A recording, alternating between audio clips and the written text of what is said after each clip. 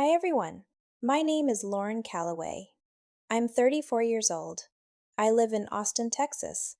And I need to start by saying something that might sound dramatic, but I promise you, by the time I finish this story, you'll understand exactly why I'm saying it. I went to my ex-husband's wedding. Not because I was invited, not really. It was a mistake, a clerical error that sent me a cream-colored envelope with my name in calligraphy, and instead of throwing it in the trash, I looked at that date circled in gold, and I thought, okay, I'll be there. Now, before you say anything, I now. My best friend Cassidy said everything you're currently thinking and then some. But here's the thing about living through the specific kind of devastation I'm about to describe to you.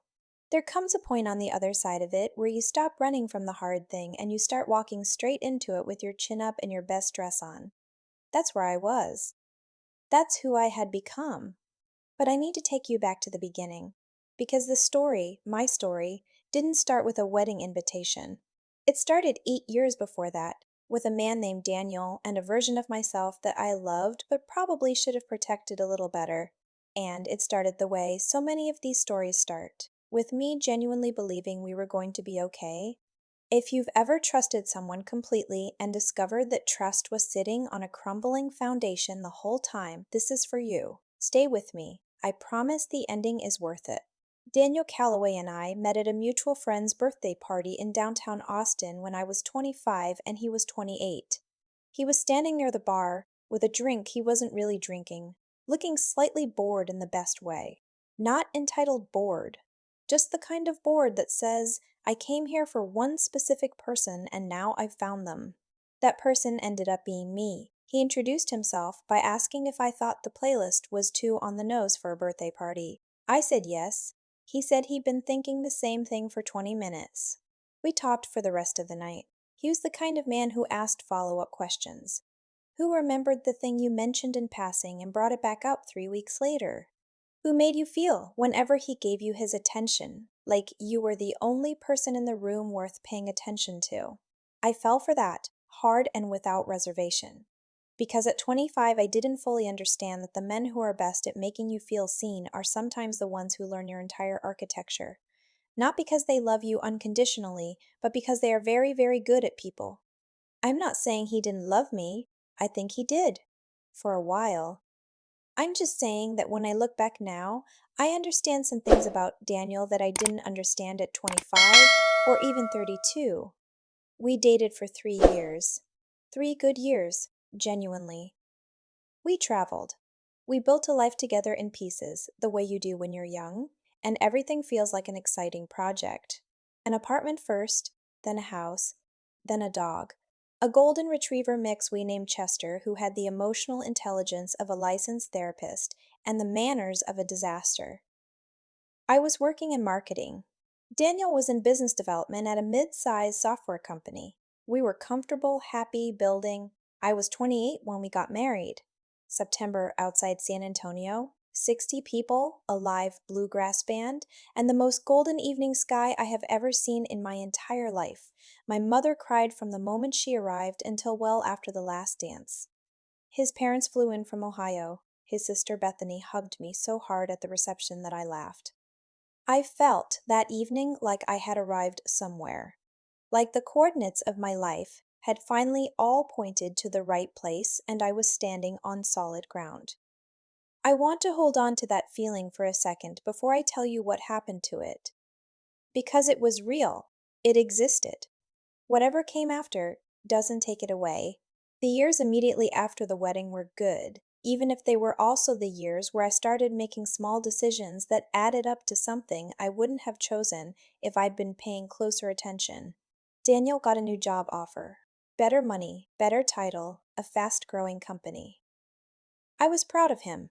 The new job required long hours and an occasional weekend and a lot of his mental energy, and I adjusted around that the way you do when you love someone and you think of your partnership as a team.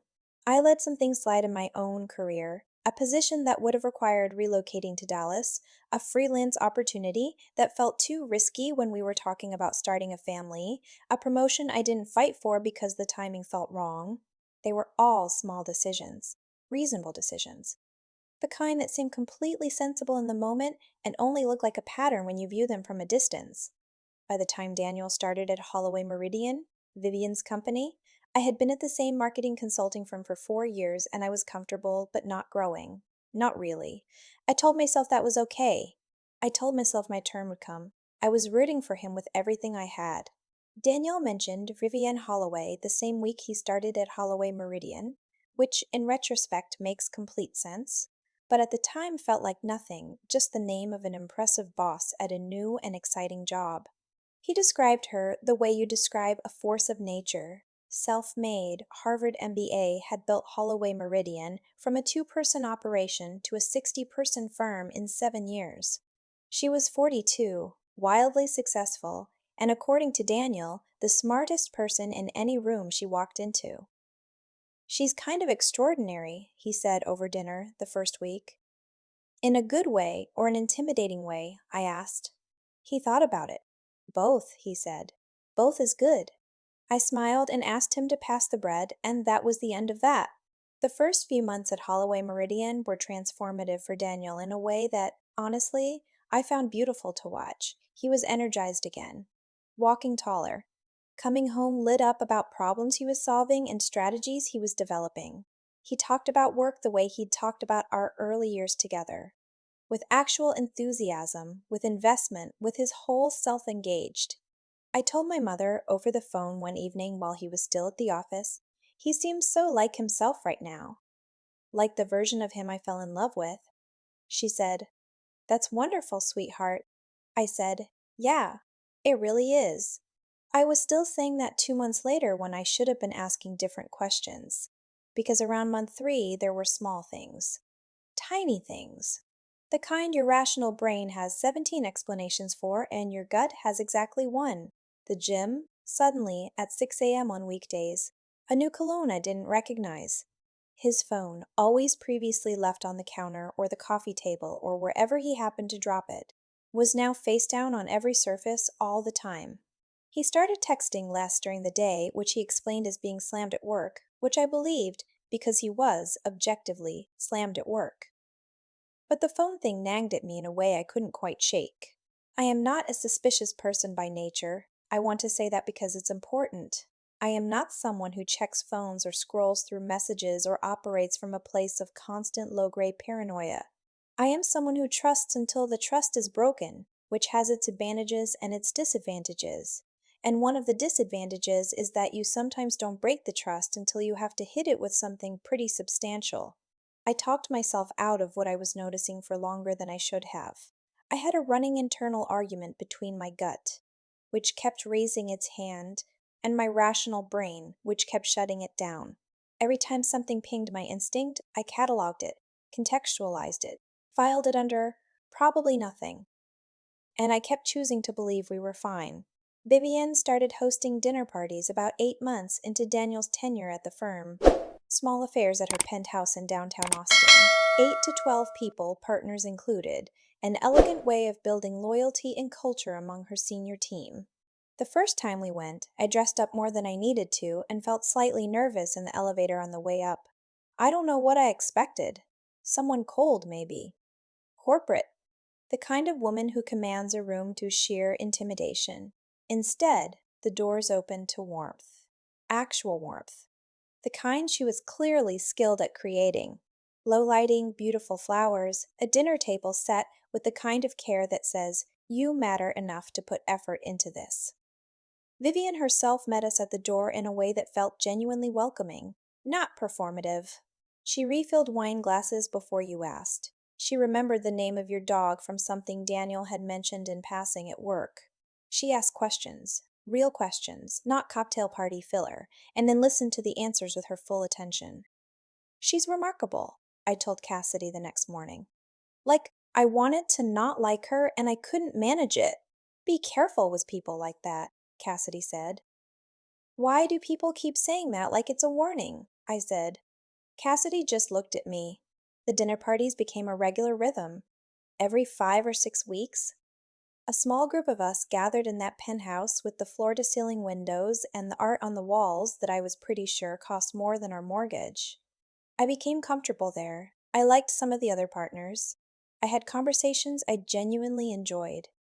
I started to feel like Vivian's world was a nice place to be adjacent to. And I watched, without fully processing what I was watching, the way Daniel was in that space. Brighter, more expressive. He told better stories. He laughed more easily.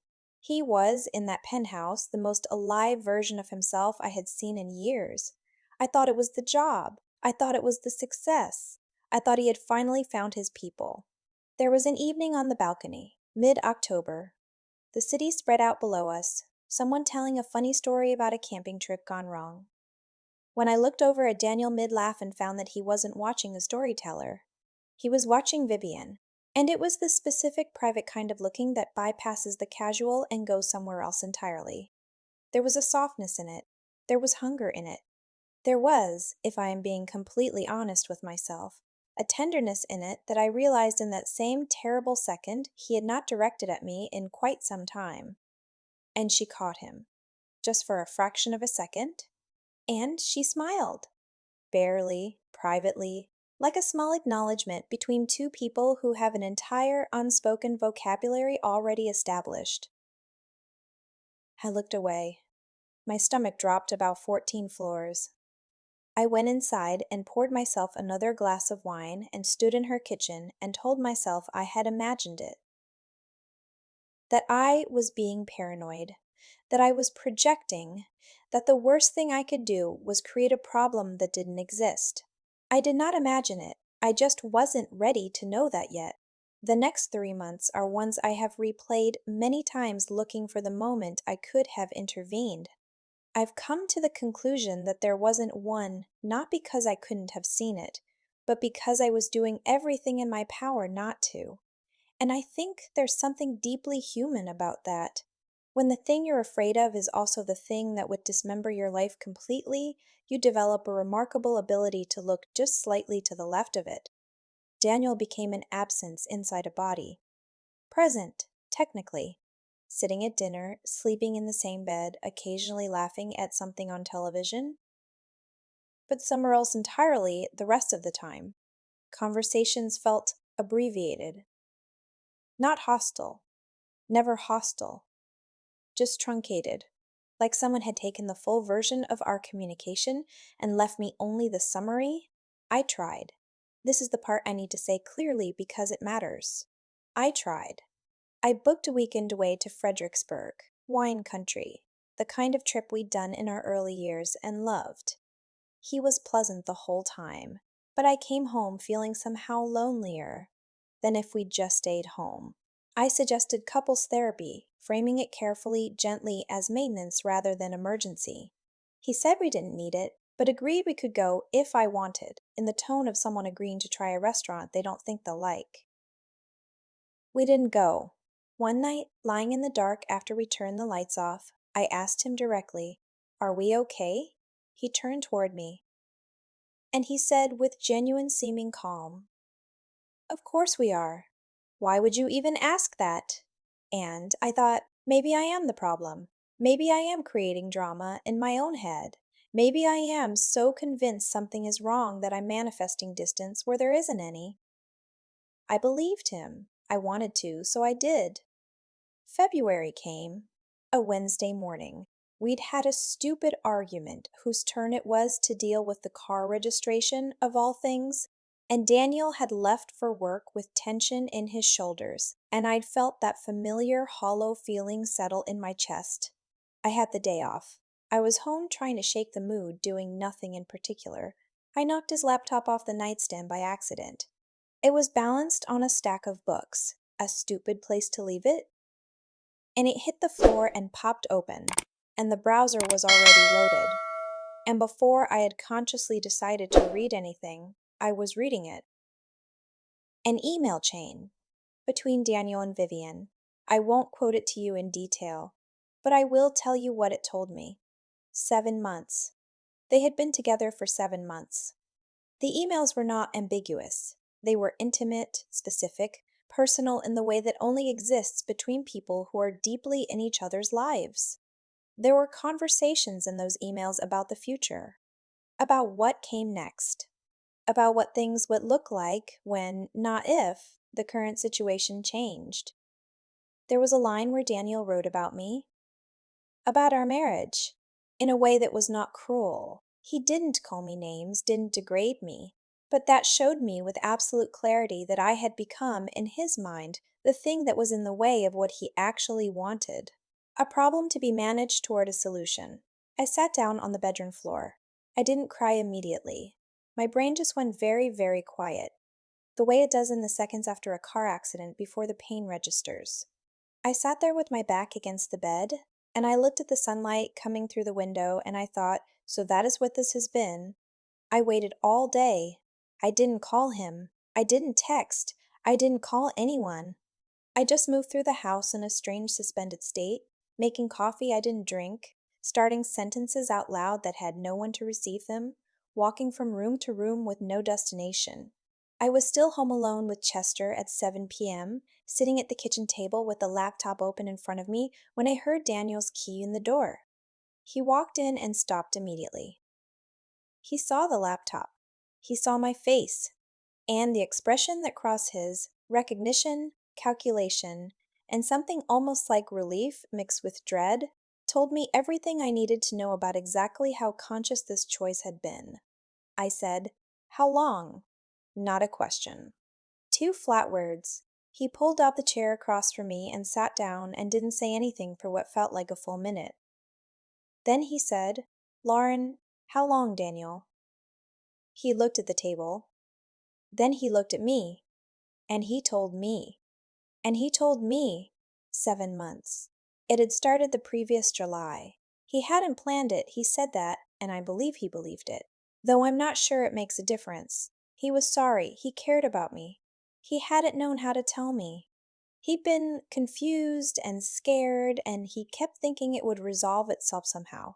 And then he said the thing. He said, "I think I've been in love with her for a while now." The way he said it, quietly, with what seemed like actual grief, was almost more awful than if he'd been callous about it. There was an apology woven through it. There was this awful tenderness toward what he was doing, as though hurting me gently was something he was giving me. I said, very quietly, "I need you to leave tonight." He started to say something. "Lauren, we should talk, we should." And I said again, still quietly, "I need you to leave tonight, Daniel." He went to his brother's. He was out of the house within 2 hours with a single suitcase. I stood in the driveway and watched his car pull away, and the moment it turned the corner, I sat down on the front step, and I cried. The kind that is mostly silent, mostly just breath and shaking. The kind that comes when your body finally catches up to what your mind has known for too long. Chester came and sat next to me. Dogs know. I have never loved that dog more than I did in that moment. Cassidy was at my door in 20 minutes. Whataburger in one hand, wine in the other, a fury on my behalf that I didn't have the bandwidth for yet, but that I needed to exist somewhere. She held me while I cried and said all the right things. She said he was an absolute idiot. She said I was going to be okay. She said I was the best thing that had ever happened to him, and he was going to figure that out when it was too late. I didn't believe any of it yet, but I filed it away for later. The weeks that followed were administrative and devastating in equal measure. I had a lawyer named Rebecca who was efficient and kind, and treated the whole process with exactly the right amount of professional calm. The house went on the market. We built equity in it, which meant splitting that equity, which meant decisions made at a conference table while sitting across from the man I'd married on that September evening and trying to think only in numbers. Daniel got half of everything.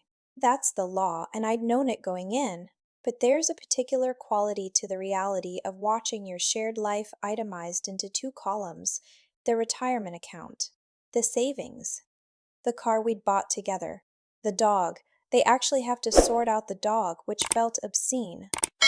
Daniel said he'd be happy for me to keep Chester because Vivian was allergic. He said that like it was just information. Vivian is allergic. Already so thoroughly embedded in that life that her details tumbled out of his mouth naturally in the middle of a conversation about our divorce. I kept Chester. Obviously. Chester had nothing to do with any of this and deserved stability. 3 weeks into the process, while papers were still being filed, While nothing was yet settled, Vivian called me. I picked up because I didn't recognize the number. I almost never don't pick up unfamiliar numbers because I have a deep-seated anxiety about missed calls, which tells you something about who I am as a person. Her voice was exactly as I remembered it. Smooth. Measured. The particular register of someone who is very used to controlling a room. She said she wanted me to hear things from her directly. She said she knew this was painful. She said she respected me as a person and hoped that with time I would understand that feelings don't always align with what's convenient, and that she was genuinely sorry for the pain this had caused me. I let her finish. The whole thing. I did not interrupt, and then I said, I want you to know that I don't respect you at all, and I hope that's something you sit with. I hung up. I put the phone face down on my empty kitchen counter. Half the furniture was already gone by then. And I looked out the window and I let myself feel all of it. The humiliation. The rage that was finally catching up to the grief. The profound strangeness of having your life restructured by someone else's choice and being expected to navigate it gracefully. And then, underneath all of that, something quieter started to form. Not a plan. Not yet. Just a decision. I am not going to disappear. The first months post-divorce were not cinematic. There was no montage. There was no meaningful moment of standing in a field with my arms spread wide while inspiring music played. There was just getting up, making coffee, going to work, coming home, feeding the dog, getting back in the now enormous bed. But inside the ordinariness, something was happening. I had been at the same marketing consulting firm for 4 years, and I was good at my job and not growing. I could see that clearly now, the way you can sometimes only see the shape of something after you've stepped back from it. I had made myself smaller than I needed to be. I had arranged my professional life around someone else's trajectory so consistently that I'd lost track of what mine was supposed to look like. That stopped. I enrolled in a leadership development program I'd been nudging off for 2 years. I returned the email from Patricia Ng, a senior executive who'd been trying to get coffee with me for months, and finally sat down with her. I registered for a conference in Nashville that I'd skipped the previous 2 years because Daniel always had something happening that weekend. I got on the plane alone. I went. Priscilla later told me that she'd noticed something different in me that year. You were paying attention differently, she said. Like someone had removed a layer of noise. That's exactly what it felt like. Nashville was where everything changed. Not dramatically, not all at once, but the way real shifts happen, which is usually through a conversation you couldn't have predicted having. I was in the hotel coffee line on the second morning when I met Sandra Okafor. Sandra was the chief strategy officer at Apex Tier, a tech consulting firm that I would later come to understand was Holloway Meridian's most significant direct competitor in the Austin market. She was in her mid-40s, brilliant and blunt in the specific way of someone who has long since stopped performing for rooms she doesn't care about. We got to talking in that easy, slightly euphoric way that happens at conferences where you're both tired and slightly over-caffeinated and you've just heard 4 presentations that said the same thing in slightly different fonts. We skipped the afternoon session together. We talked through lunch and over drinks that evening, and by the end of it, I felt for the first time in many months like myself. Not the recovering version, not the managing version, just myself. At the end of the night, she handed me her card and said, I want to talk to you properly when we're back home. I think you're exactly what we've been missing at Apex. I went to my room and lay on my back looking at the ceiling and thought, okay, here we go. The interview process took 6 months, 5 rounds, 2 strategy presentations, a panel with 3 members of the executive team, a case study that I worked on for 3 weekends. I was going through the final paperwork of the divorce at the same time, which meant that my life existed simultaneously in 2 completely different registers, one of loss and one of building, and somehow holding both of those at once was the thing that finally made me feel stable. Like I was too busy becoming someone to have time to keep being broken, Apex Tier offered me Senior Vice President of Client Strategy in October. The salary made me read the number 3 times. An office with a view. A team of 12.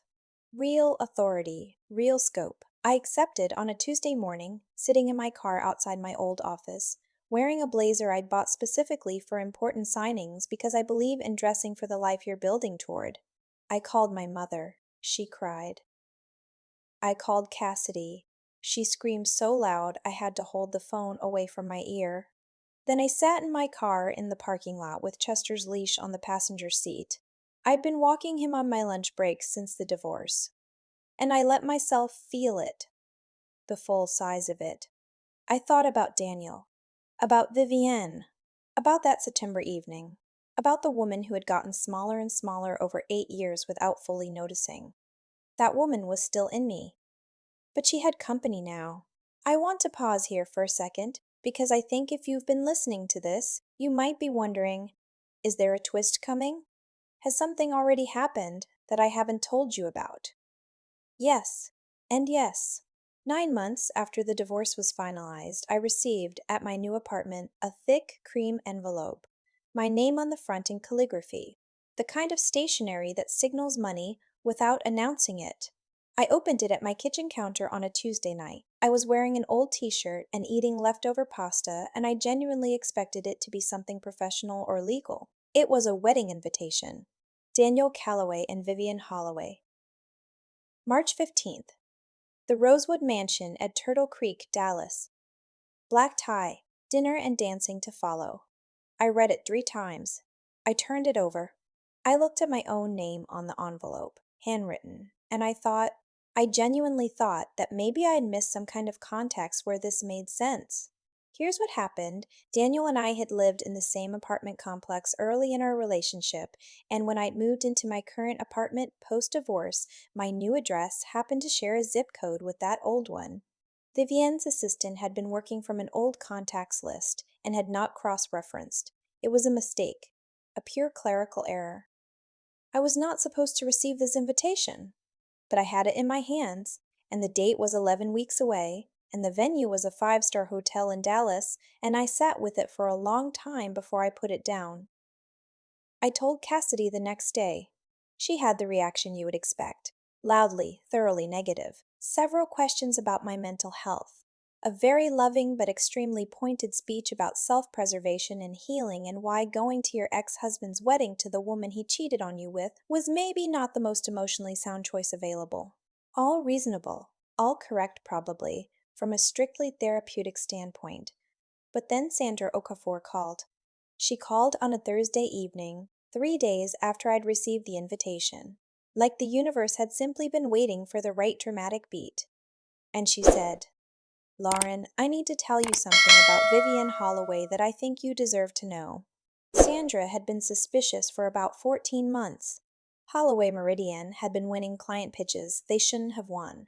Not just beating Apex on strategy, but arriving at pitches with a level of specific knowledge about Apex's proposals and client relationships that didn't make competitive sense. Someone, somewhere, had access to information they shouldn't have. It had taken her legal and investigative teams the better part of a year to trace it back to a source. And when they found it, the source turned out to be a consultant Apex had brought in on a short-term contract 18 months prior. A consultant who, at the time, was also in a relationship with the CEO of Holloway Meridian. Daniel had been given limited access to Apex's client management systems during his contract period, standard for the scope of work he'd been brought in to do. What was not standard was that he had quietly extracted proprietary client information, internal strategy documents, and competitive positioning data that was then, somehow, reflected in the pitches Holloway Meridian made against those same Apex clients in the following months. 2 major accounts had left Apex. The financial impact was significant. The legal exposure was real. Sandra was careful to tell me something important. There was no evidence that Vivienne had directly directed the data breach or was aware of its specifics. She may have benefited from information that was provided to her without full disclosure of how it was obtained. That was for the courts to determine. What was clear was that the documentation existed, that the timeline was damning, and that Daniel was centrally implicated. The civil suit from Apex against Holloway Meridian was being finalized. The filings were going to be a matter of public record. The news was going to move through the business community. The question was timing. I sat very still on my couch while Sandra told me all of this. Chester had his head in my lap. The television was on with the sound off. When she finished, I said, "Sandra, what if I told you I accidentally received an invitation to their wedding?" There was a silence. And then Sandra said, "Lauren, tell me everything." I want to be precise about what happened next, because I think the word revenge gets applied to stories like mine in ways that flatten the actual truth of it. What Sandra did, filing a civil suit, pursuing legal remedies for real damages caused to her company, was legitimate, professional, entirely proper. She would have done it regardless of whether I had ever received that invitation, or attended that wedding, or been involved in any way. The suit existed on its own terms. What I did was decide not to stay home. I RSVP'd yes. I wrote attending 1 on the response card in my best handwriting, sealed the return envelope, and put it in the mail on a Saturday morning before I could talk myself out of it. Then I called Cassidy, who took approximately 45 seconds to move from horror to planning mode, which is one of the many reasons I love her. "We need a dress," she said. "I have a dress." "Not the right dress. We're going shopping." We found it at a boutique near South Congress. Emerald green. Floor length. The kind of structured elegance that doesn't announce itself but doesn't need to. The kind of dress that makes you stand up a full inch taller the moment you put it on. Cassidy got a deep burgundy gown that she described as fully supportive, but I also refused to be invisible. In the 11 weeks between RSVP and the wedding date, Sandra's legal team filed the civil suit. The paperwork was processed and became public record. Sandra made sure, quietly, without spectacle, that several of the more business-connected individuals on Vivian's guest list were aware of the proceedings before they arrived at a ballroom to celebrate her. She didn't make it a campaign. She didn't orchestrate anything dramatic. She simply made sure the truth was already in the right rooms before the wedding started. I spent those 11 weeks going to work, building my team, doing my job with the kind of focus that comes when you have finally found the thing you were meant to be doing. I had hard nights. I won't pretend otherwise. Nights where I lay awake running to every possible way this could go badly. Nights where the whole plan seemed insane and self-destructive, and exactly the kind of thing I'd counsel a friend against. But in the mornings, I always came back to the same feeling: I am not hiding. That was the whole of it, really. Not revenge. Not even justice. That was Sandra's department. Just the refusal to disappear from a story that I had lived through and come out the other side of. I was going to be present for the end of it. I was going to stand in that room, upright and intact, and then I was going to go home and keep building my life. That's all I was going to do. I drove to Dallas the afternoon of the 14th. Cassidy rode with me. We talked the whole way about work, about her boyfriend Marcus, about a podcast we'd both been obsessed with, about everything except what we were actually driving toward. That's a specific skill of best friendships. The ability to talk around the enormous thing sitting in the car with you without making it smaller. We checked into the Rosewood Mansion. I had booked a standard room on a floor entirely separate from the wedding block. It seemed important to occupy the same physical space and also to have my own completely separate territory within it. The morning of the 15th, I woke up calm in a way that continued to surprise me. I had been expecting nerves, the performance anxiety kind that makes your hands shake. Instead, I felt settled. Quieter than I'd felt in months, actually, as though the proximity to the whole thing had burned off all the excess energy I'd been carrying and left something simpler underneath. I had breakfast in the hotel restaurant. Eggs. Coffee. A mimosa because it seemed like the kind of morning that warranted one. I watched the hotel come alive around me, staff setting up for the event, flowers being carried through the lobby on carts, the wedding party visible in glimpses through the windows as people arrived. I put on the emerald dress at 3:30. Cassidy zipped it and stepped back and looked at me with an expression that was both emotional and triumphant in equal measure. "Okay," she said. "Let's go." The ceremony was outdoors, in the hotel's garden. White florals everywhere, abundant to the point of extravagance, string lights strung overhead between the old trees, 300 chairs, a string quartet. The sky was cooperating, blue and clear and slightly warm for March. I sat near the back. I didn't hide, but I didn't announce myself. I was simply there, a woman in a green dress who arrived early enough to be settled before the room filled. Daniel's colleague Mark saw me near the garden entrance before the ceremony and stopped mid-stride. His expression moved through confusion, recognition, and then something unreadable. I gave him a small, composed nod. He returned it and moved on.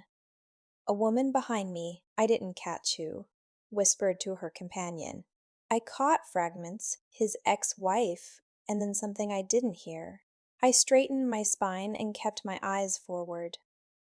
The ceremony started 10 minutes behind schedule.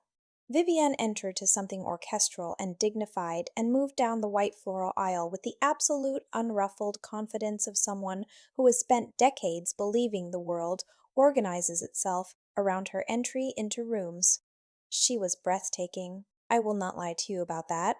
The dress, the veil, the carriage of her, all of it was perfect, in the specific way that perfect things are when someone very smart, with very good taste has had unlimited resources and a compelling reason to care.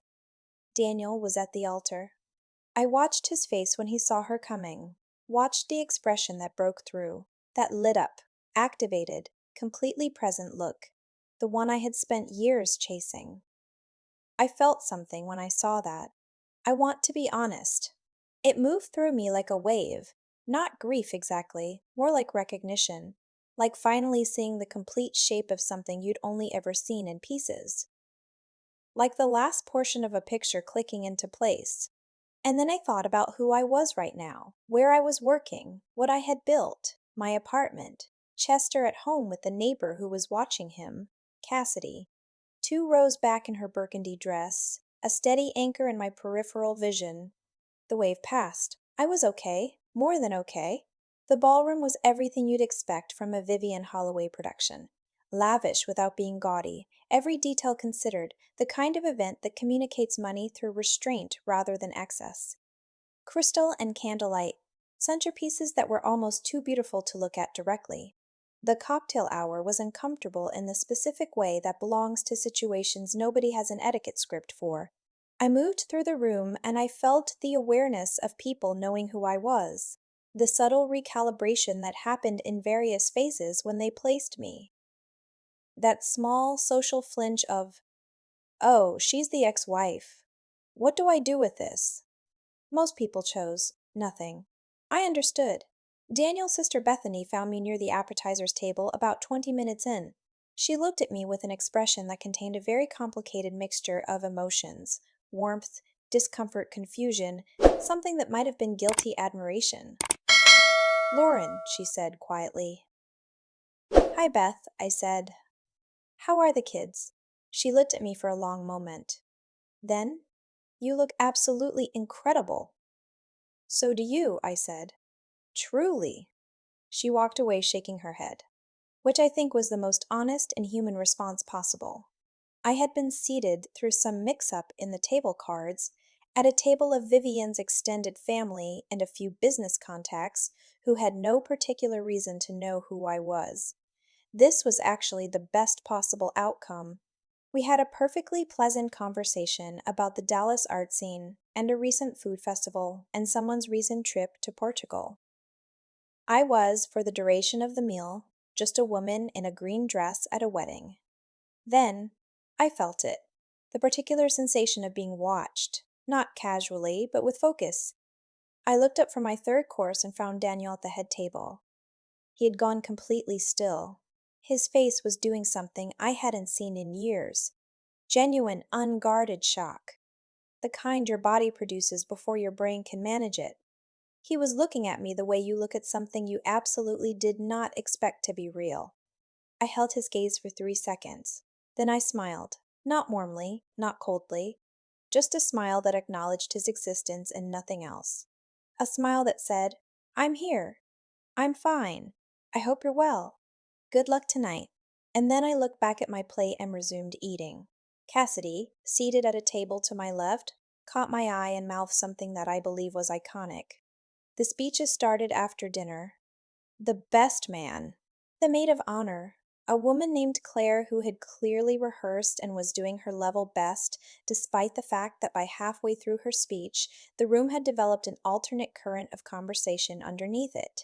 Because at a table near the front, two men who had been talking quietly since the entrees arrived were no longer quite quiet enough. Something about the acoustics of the room, that particular combination of high ceilings and ambient music and 300 people generating collective sound, meant that a conversation pitched for two was traveling significantly further. The Apex filing. I got a call from my attorney this morning about it. The data breach claim? I heard. Apparently, the discovery phase is going to be extensive. The timing is, I know. The maid of honor pushed forward with her speech, slightly louder now. But the current moved regardless. I watched it happen. The way information moves through a room of people who are professionally interconnected and alert. A murmur here, a leaned-in conversation there, a glance across tables. The specific quickening of attention that happens when something relevant enters the air. I watched Vivian's face through all of it. She was seated at the head table in her extraordinary dress, with her immaculate composure, and she was listening to Claire's speech with every ounce of discipline she possessed. But I'd sat at her dinner table enough times to know how to read her. I could see the effort, the stillness that wasn't relaxed, the smile that was slightly too consistent, the way she was present in the room and also somewhere else entirely, doing calculations. And I thought, there's the crack. Not a collapse. Not a scene. Just a hairline fracture in all that polished certainty. It was enough. I stepped out during the dancing portion of the evening to get some air in the wide, quiet hallway that ran along the outside of the ballroom. The music was muffled through the doors. I stood near a tall window that looked out over the Dallas skyline, lit up and glowing and entirely unbothered by anything happening in the building in front of it. I was holding a glass of champagne. I wasn't drinking and thinking about nothing specific, just letting the evening settle in my body, when I heard footsteps and then she was there. Vivian. She came to stand beside me at the window. Her veil was gone. A few strands of hair had loosened from the updo, but she was still completely, precisely herself. That composure that functioned like weather, like climate, like something you existed inside of, rather than something she performed. We stood in silence for a moment. Two women at a window. Her wedding reception 40 feet away. She said, "I know you didn't plan this." "The invitation was a mistake," I said. "I probably should have thrown it away." "But you didn't." "No." Silence again. She was looking at the skyline. She said, "I hear you're at Apex now. Senior VP of Client Strategy." "Since October." Something moved in her face. A real response, not a managed one. She said, "Then you know about the filing." "I know about the filing." She nodded slowly, swirled her champagne. I noticed she wasn't drinking it either. Then she said something I hadn't anticipated. She said, "I want you to know that I didn't know the source of what Daniel was sharing with me. I found out when Sandra's team brought it forward. Whatever else you think of me, and you have every right to think what you think. I did not ask him to do that." I looked at her for a long, careful moment. I looked for the management of narrative, this spin, the self-protection dressed as honesty. I am a strategist by profession. I know how to read a room. Maybe it was there. Maybe she was performing. Maybe I was being managed even in that hallway. Or maybe she was telling the truth. I still don't know. And the thing is, it doesn't really change what is. I said, "I believe you or I don't. It doesn't change much for me either way." She was quiet. "Vivienne," I said, "I came here tonight because I needed to know I could be in the same room as all of this and still be standing, and I am. So." I set my champagne on the windowsill. "I genuinely hope you're actually happy," I said. Not politely. Genuinely. "I hope what you built all of this on is real, and I hope it holds." Because the alternative is just sadder than I have energy to be sad about. She looked at me, and I thought I saw something real in that, something that lived underneath the composure. Something tired, maybe, or surprised, or both. I didn't wait for her response. I walked back into the ballroom, found Cassidy, and said, "I'm ready." She looked at my face and immediately stood up and got her purse. We found a diner 4 blocks from the hotel. A proper Texas diner with bright lights and a counter and laminated menus that had been the same for probably 30 years. We slid into a booth and Cassidy ordered the waffles with powdered sugar before the server finished introducing herself. I ordered the same. We sat there in our formal dresses, in a brightly lit diner eating waffles at 10 p.m., and I told Cassidy everything: the ceremony, the cocktail hour, Daniel's face, the business conversation rippling through the ballroom, the hallway with Vivienne. She listened without interrupting, which is extremely unlike her and tells you exactly how much she understood this to be a moment that needed space. When I finished, she put her fork down and looked at me. "How do you feel?" she said. I thought about it, actually thought about it, not just reaching for the first serviceable answer. "Like something that was very heavy just got set down somewhere," I said. "Like I was carrying all this, the anger and the grief and the humiliation and the whole story, and now I've just kind of put it on the table, and I can walk away from the table." She nodded slowly. "That's what closure actually feels like," she said. "Not dramatic, not triumphant, just done." "Yeah." She picked up her fork again. "Also," she said, "for the record, you were the most stunning person in that room. And I say that as someone who spent 4 hours on my hair." I laughed. For the first time all evening, completely genuinely. The kind of laugh that comes from your whole chest. We ate our waffles and talked about everything and nothing and drove home to Austin with the windows down and the radio on, and I looked at the highway lights going past and thought, "Okay, that chapter is closed. Let's see what comes next." It's been about 6 months since the wedding. The civil suit from Apex against Holloway Meridian moved forward through the courts. 3 major client relationships were named in the discovery documents. The reputational damage within Austin's tech consulting community was real and significant. I'll be honest with you, Vivian's company did not collapse. She is too smart and too well resourced for that, and I never wanted it to collapse anyway. I wanted the truth to be documented. Official. Permanent. That's what happened. The truth is now documented. Official and permanent. Daniel's own legal exposure from the data breach is still being assessed. I am not a party to the proceedings. My name appears nowhere in the filings. I chose that deliberately. This was never my suit to attach myself to. What happened with Apex happened to Apex. Sandra and her team are handling it exactly as they should. What I know is that by the time the news cycle ran its natural course, the wedding that had been featured in 2 Austin Society pages was being discussed in a rather different context by people in those same professional circles. Not because I orchestrated anything, because the truth was doing what the truth always does, moving at its own pace toward its own conclusions. I was not in any of those society page photographs. I attended, I witnessed, I had waffles, I went home. That felt exactly right. As for Daniel, I've had a lot of time to think about what I feel toward him now, and the most accurate word I can find is distance. Not coldness, not active hatred, just the particular distance you feel from something that used to be at the center of your life and is now simply no longer there.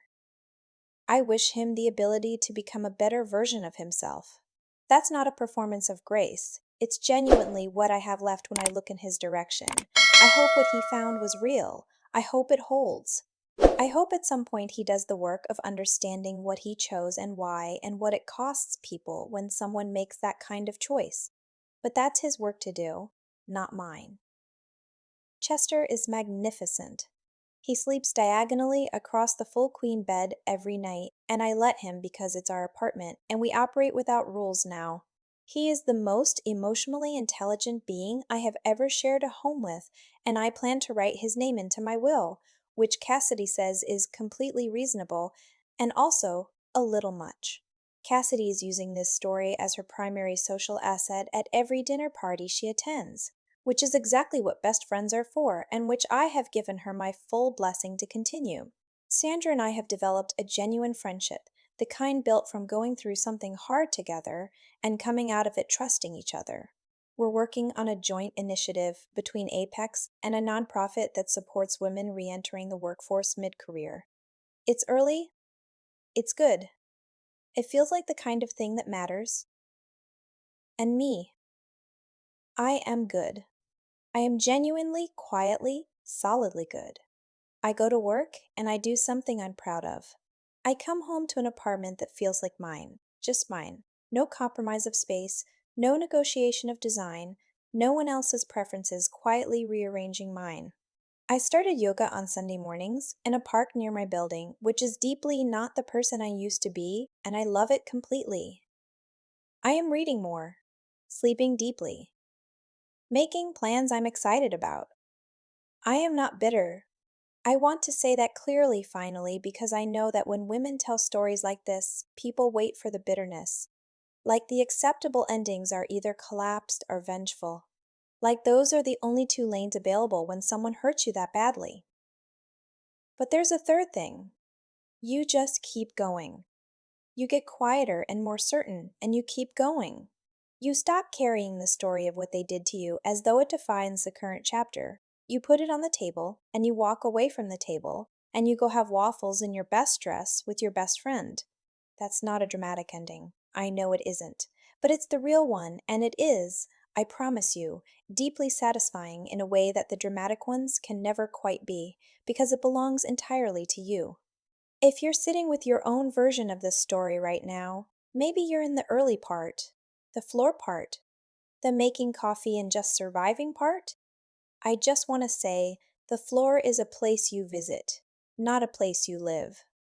You get up, you make the coffee, you say yes to the conference, you take the meeting, you buy the dress when the time comes.